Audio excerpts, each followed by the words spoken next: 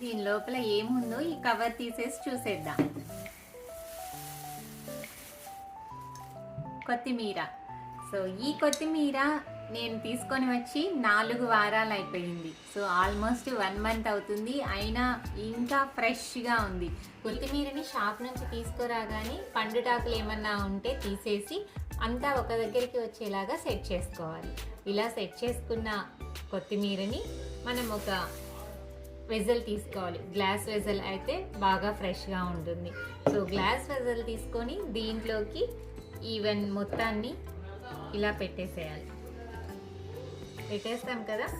So ఈ కింద roots ఉన్నాయి చూడండి, ఆ రూట్స్ మునిగేంత వరకు చల్లటి నీళ్ళు పోసేసుకోవాలి.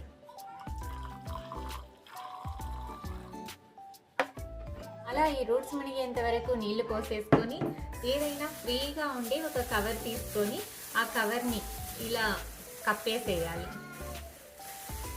ఈ కవర్ని కప్పడం వలన ఈ ఆకులకి తేమ తగలకుండా, గాలి చొరబడకుండా ఆకులు ఎప్పుడు ఫ్రెష్గా ఉంటాయి. సో ఈ మొత్తాన్ని తీసుకెళ్ళి ఇప్పుడు ఇంకా ఫ్రెష్గా ఉండాలి అంటే ఫ్రిడ్జ్లో పెట్టేసుకుంటే ఆల్మోస్ట్ చాలా రోజుల వరకు ఫ్రెష్గా ఉంటాయి. సో ఇలాంటి మంచి మంచి టిప్స్ అన్ని ఫర్దర్ వీడియోస్లో చెప్పేసుకుందాం. ఈ మెథడ్ అయితే చాలా బాగుంది కదా. ఉంది, ఎన్ని రోజులు ఉన్నా కానీ ఫ్రెష్గా ఉంది.